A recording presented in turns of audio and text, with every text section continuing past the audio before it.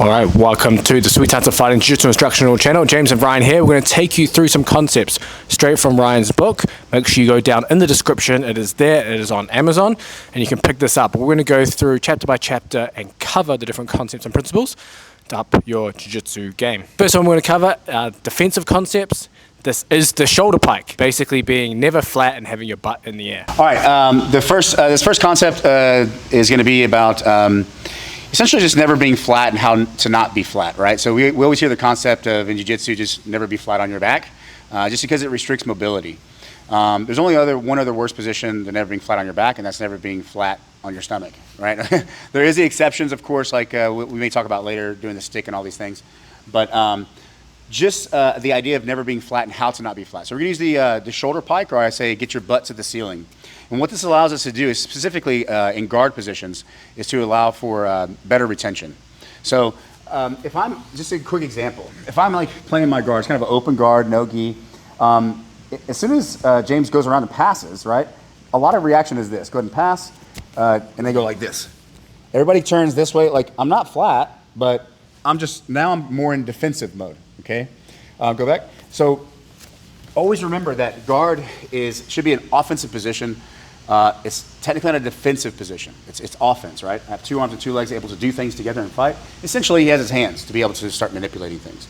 So what we're going to do is we're going to really be active. Okay, so when I'm here, there's no contact, and he starts to go around. I'm actually going to start to go up to my shoulder like this.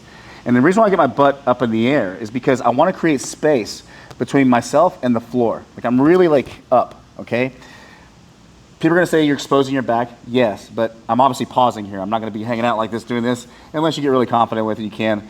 But from here, I just created space between me and the floor instead of me and James. Because if I try to create space here, now I'm trying to push him away and use a lot of strength and energy. So what this allows me to do is as he continues to pass around and walk past, I can simply swing back through, and now I'm right back in front of him.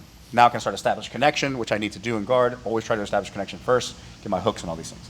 So this is one thing to consider, just to stay active. Now, for example, if I am here and he's already passed and he starts to close distance, if I start to create frames, which we'll talk about as well, I can also use this as he goes down to his knees to continue the pass. And we're here, I can use this frame to keep the distance, get up on my shoulder, get to my butt here, and then now I can either completely transition to turtle and get up, in which case we would start to wrestle or scramble, or I can get up here and then try to swing my leg back through and reestablish myself in front of my opponent.